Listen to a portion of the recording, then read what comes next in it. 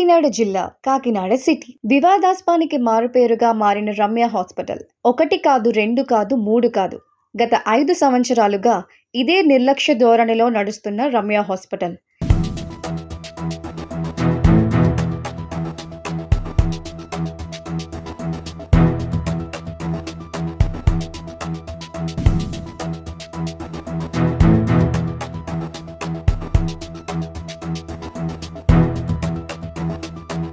దేవుడితో సమానంగా భావించే డాక్టర్లే ప్రాణాలు కాపాడాల్సింది పోయి మనుషుల ప్రాణాలతో చెలగాటాలాడుతున్న రమ్య హాస్పిటల్ గర్భిణీ స్త్రీ పిల్ల తల్లులతో పాటు ప్రాణాలు తీసేశారంటూ రమ్య హాస్పిటల్ వద్ద ధర్నాకు దిగిన కుటుంబ సభ్యులు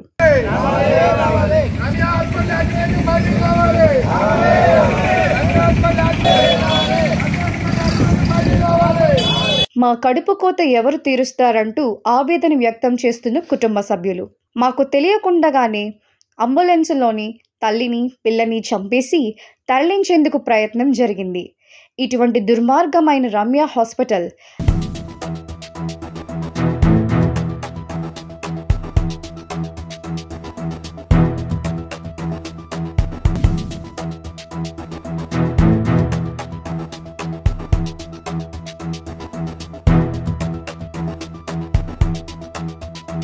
అదేవిధంగా డాక్టర్లను దేవుళ్లుగా భావించే మేము ఏ విధంగా నమ్మాలో తెలియడం లేదంటూ బోరున ఆవేదన వెల్లబుస్తున్నారు.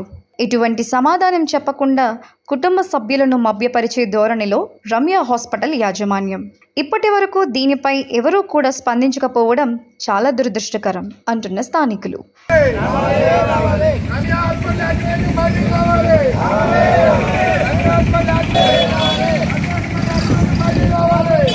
మా ప్రతినిధి రమ్య హాస్పిటల్ వద్దకు వెళ్ళేసరికి అక్కడ సిబ్బంది అంతా ఎక్కడికి వెళ్ళిపోయారు తెలియని సందర్భం చూస్తున్నాం.